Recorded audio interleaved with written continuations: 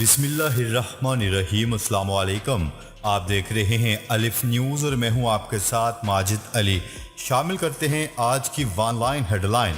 افغان عوام کو تنہا نہیں چھوڑیں گے، نیٹو سیکرٹری جنرل کا بیان۔ نیٹو سیکرٹری جنرل کا کہنا ہے کہ افغانستان میں جاری صورتحال تشویشناک ہے۔ افغانستان پر طالبان کے قبضے کو تسلیم نہیں کیا جائے گا۔ افغانستان میں جاری صورتحال کا جائزہ لے رہے ہیں۔ ان کا کہنا تھا کہ نیٹو مشن افغانستان میں افغان عوام کو تنہا نہیں چھوڑے گا۔ نیٹو افغان حکومت اور سیکیورٹی فورسز کی حمایت جاری رکھے گا۔ سیکرٹری جنرل نے مزید کہا ہے کہ طالبان کو سمجھنا چاہیے کہ ان کا اقتدار پر قبضہ عالمی قوتوں کو ناقابل قبول ہوگا۔ طالبان افغانستان میں پرتشدد کارروائیوں سے گریز کریں۔ افغانستان سے امریکی انخلاء کے نتائج ہم سب کو بھگتنا پڑیں گے، برطانوی سیکرٹری دفاع کا بڑا بیان سامنے آ گیا۔ برطانیہ کے سیکرٹری دفاع بین ویلس نے افغانستان سے امریکی افواج کے انخلاء کے طریقہ کار پر کڑی نکتہ چینی کرتے ہوئے خبردار کیا ہے کہ اس طرح کے انخلاء سے جو نتائج برآمد ہوں گے وہ ہم سب کو بھگتنا پڑیں گے۔ ان کا کہنا تھا کہ طالبان کے دوبارہ آنے سے افغانستان شدت پسندوں کی ہماجگاہ بن جائے گا، جس سے دنیا کو شدید خطرات لاحق ہوں گے۔ ڈیرن سیمی کے لیے ستارہ پاکستان کا اعلان۔ ویسٹ انڈیز کے کھلاڑی ڈیرن سیمی کو ستارہ پاکستان سے نوازا گیا ہے۔ صدر مملکت ڈاکٹر عارف علوی نے 14 اگست 2021 کو یوم آزادی کے موقع پر حسب روایت اپنے متعلقہ شعبوں میں شاندار کارکردگی اور جرات کا مظاہرہ کرنے والے پاکستانیوں کے ساتھ ساتھ غیر ملکی شہریوں کے لیے بھی پاکستان سول ایوارڈ دینے کی منظوری دی ہے۔ خیال ہے کہ پاکستان کے لیے خدمات سر انجام دینے پر ویسٹ انڈیز کے کرکٹر ڈیرن سیمی کے لیے بھی سول ایوارڈ کا اعلان کیا گیا۔ سول ایوارڈ کی نامزدگی کے بعد چیئرمین پشاور زلمی جاوید آفریدی نے ایک ٹویٹ میں انہیں مبارکباد دی۔ سڑکوں کی حفاظت کے لیے ڈرونز تعینات۔ برطانوی حکومت نے سڑکوں کو محفوظ اور بہتر بنانے کے لیے ڈرونز کی ڈیوٹی لگا دی۔ رپورٹ کے مطابق ڈرونز شاہراہوں پر اڑائے جائیں گے تاکہ سڑکوں پر پڑے گڑھوں کی نشاندہی کی جا سکے۔ حکومت کی 15 ملین پاؤنڈ اسکیم کے تحت سڑکوں کی سطحوں میں دراڑیں دور کرنے کے لیے 3D پرنٹر استعمال کرنے کی منصوبہ بندی شامل ہے۔ برطانوی حکومت نے یہ منصوبہ دیہی علاقوں کی جانب سے کی گئی شکایات پر شروع کیا گیا ہے، جس میں ویڈیو نگرانی کرنے کا بھی مشورہ دیا گیا۔ 2025 تک لینڈ لائن فون کا خاتمہ۔ پرانے زمانے کی یاد، لینڈ لائن فونز کو ہمیشہ کے لیے ختم ناکارہ کر دیا جائے گا۔ ڈیجیٹل سوئچ اوور کے تحت دنیا بھر میں 2025 تک لینڈ لائن سروس بند ہو جائے گی۔ رپورٹ کے مطابق تمام گھروں اور کاروباری اداروں کو کال کرنے کے لیے انٹرنیٹ کی ضرورت لازم ہوگی۔ برطانوی نشریاتی ادارے کا کہنا ہے کہ لینڈ لائن فونز ختم کر کے ڈیجیٹل سوئچ اوور میں تبدیلی ٹیلی کام انڈسٹری کی طرف سے کی جا رہی ہے۔ یہ ڈیجیٹل سوئچ اوور بزرگ افراد کے لیے کسی ڈراؤنے خواب سے کم نہیں ہوگا، جو موبائل ٹیکنالوجی پر انحصار کرنے پر مجبور ہو جائیں گے۔ افغانستان کی بگڑتی ہوئی صورتحال۔ کینیڈا کا 20,000 افغان مہاجرین کو پناہ دینے کا اعلان۔ کینیڈا نے افغانستان کی صورتحال کے پیش نظر 20,000 افغان مہاجرین کو پناہ دینے کا اعلان کر دیا اور کہا ہے کہ ہم افغانستان کی صورتحال کو قریب سے مانیٹر کر رہے ہیں۔ کینیڈا کے امیگریشن وزیر نے پریس کانفرنس کرتے ہوئے کہا ہے کہ افغانستان کی صورتحال دل دہلا دینے والی ہے، ایسے میں ہم خاموش نہیں بیٹھ سکتے۔ امیگریشن وزیر نے 20,000 افغان مہاجرین کو پناہ دینے کا اعلان کرتے ہوئے کہا ہے کہ پناہ گزینوں میں خواتین لیڈر، سرکاری ملازمین اور وہ دوسرے افراد شامل ہوں گے جنہیں طالبان کی جانب سے جان کا خطرہ ہے۔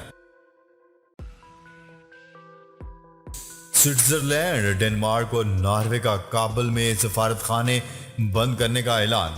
افغانستان میں مخدوش سیکیورٹی کی صورتحال کے پیش نظر سوئٹزرلینڈ، ڈنمارک اور ناروے نے کابل میں اپنے سفارت خانے بند کرنے کا اعلان کر دیا۔ جرمنی اور فرانس نے سفارتی عملے میں خاطر خواہ کمی کر دی۔ نیٹو اہم اجلاس میں سفارتی مشن کابل میں برقرار رکھنے پر اتفاق کیا گیا۔ پینٹاگون کے مطابق امریکہ نے اپنے سفارتی عملے اور شہریوں کے انخلاء کے لیے مزید 3000 فوج کابل بھیج دیے۔ جولائی تاریخ کا گرم ترین مہینہ۔ ریکارڈڈ تاریخ میں جولائی اب تک زمین کا گرم ترین مہینہ رہا۔ ماہرین کے مطابق 142 سال کی تاریخ میں جولائی زمین پر ریکارڈ کیا جانے والا گرم ترین مہینہ تھا۔ ماحولیاتی ادارے کی رپورٹ کے مطابق زمین اور سمندر کی سطح کا مشترکہ درجہ حرارت 20ویں صدی کی اوسط سے 1.67 فahrenheit زیادہ تھا۔ رپورٹ کے مطابق مشترکہ درجہ حرارت پچھلے ریکارڈ سے 0.02 فahrenheit زیادہ تھا، جو 2016 میں ریکارڈ کیا گیا۔ برطانوی وزیر اعظم کا افغانستان پر پھر سے عالمی جنگ مسلط کرنے کا عندیہ۔ وزیر اعظم بورس جانسن کا کہنا ہے کہ برطانیہ یا کسی بھی اور طاقت کو ملٹری آپریشن کے ذریعے افغانستان کی صورتحال کو کنٹرول کرنے کے لیے حقیقت پسندی کا مظاہرہ کرنا ہوگا۔ عالمی خبررساں ادارے کی رپورٹ کے مطابق وزیر اعظم بورس جانسن کا کہنا ہے کہ افغانستان سے اپنے سفارتکاروں کی واپسی کے باوجود کابل حکومت کو تنہا نہیں چھوڑیں گے۔ افغان جنگ میں اہم کردار ادا کیا ہے جسے ضائع نہیں ہونے دیں گے۔ صحافیوں سے بات چیت کرتے ہوئے برطانوی وزیر اعظم نے کہا ہے کہ اس سلسلے میں ہم خطے میں اپنے تمام اتحادیوں کے ساتھ مل کر افغانستان کو ایک بار پھر دہشت گردی کی افزائش گاہ بننے سے روک سکتے ہیں۔ افغان صدر اشرف غنی کا مستعفی ہو کر اہل خانہ سمیت بیرون ملک منتقل ہونے کا فیصلہ بھارتی میڈیا نے دعویٰ کر دیا۔ افغانستان کے اکثریتی علاقوں پر طالبان کے قبضے کے بعد صدر اشرف غنی استعفیٰ دے کر اہل خانہ سمیت بیرون ملک منتقل ہونے کی تیاریاں کر رہے ہیں۔ بھارتی نشریاتی ادارے نیوز 18 نے دعویٰ کیا ہے کہ افغان صدر اشرف غنی نے اپنے ساتھیوں سے مشورے کے بعد مستعفی ہونے کا فیصلہ کر لیا، جس کے بعد وہ کسی تیسرے ملک اہل خانہ سمیت منتقل ہو جائیں گے۔ نیوز 18 کا دعویٰ ہے کہ یہ انکشاف صدر اشرف غنی کے ایک اہم اور قریبی ساتھی نے نام ظاہر نہ کرنے کی شرط پر کیا ہے۔ اشرف غنی جلد مستعفی ہونے کا باضابطہ اعلان کریں گے۔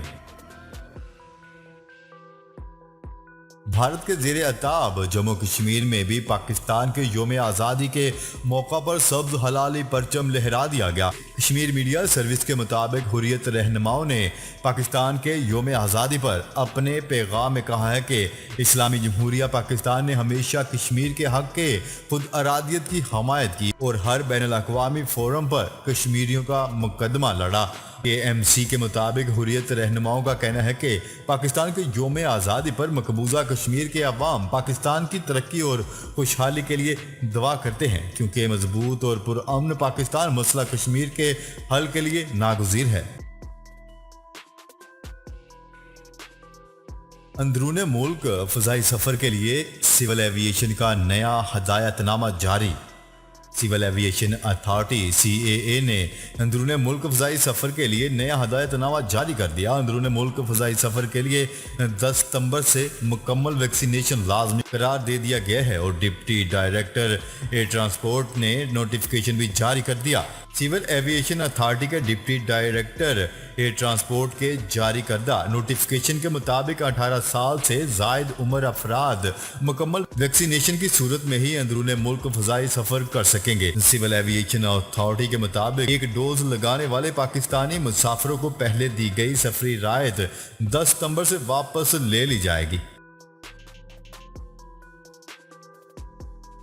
بھارتی رہنما راہل گاندھی سمیت 23 افراد کے ٹویٹر اکاؤنٹ معطل۔ بھارت میں اپوزیشن رہنما راہل گاندھی سمیت 23 افراد کے ٹویٹر اکاؤنٹ معطل کر دیے گئے۔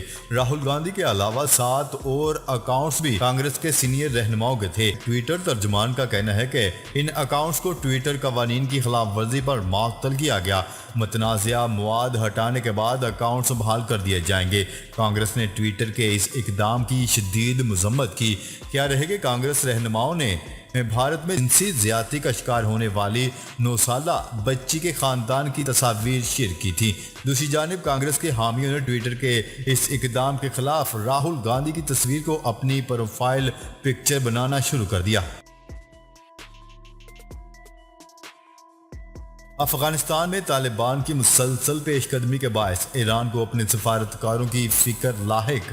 ایرانی وزیر خارجہ نے جمعے کو طالبان کی جانب سے افغانستان کے شہر ہرات میں قبضے کے بعد وہاں موجود ایرانی سفارتکاروں کی سیکیورٹی کی ضمانت مانگ لی۔ ایرانی وزارت خارجہ کے ترجمان نے اپنے بیان میں کہا ہے کہ اسلامی جمہوریہ ایران افغانستان میں بڑھتے ہوئے تشدد پر فکر مند ہے اور طالبان کی جانب سے ہرات پر قبضے کے بعد ایران اپنے سفارتی مشن اور وہاں موجود سفارتی عملے کی زندگیوں کی مکمل حفاظت کا مطالبہ کرتا ہے۔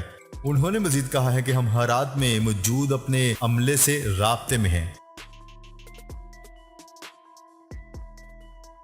افغان حکومت کا طالبان سے مذاکرات کا فیصلہ۔ افغان حکومت نے ملک کی بگڑتی ہوئی صورتحال کو دیکھتے ہوئے طالبان سے مذاکرات کرنے کا فیصلہ کر لیا۔ صدارتی محل کی طرف سے جاری اعلامیہ میں کہا گیا ہے کہ افغان صدر اشرف غنی نے سیاسی اور قبائلی رہنماؤں سے مشاورت کی، جس میں طے پایا کہ طالبان کے ساتھ مذاکرات کیے جائیں گے۔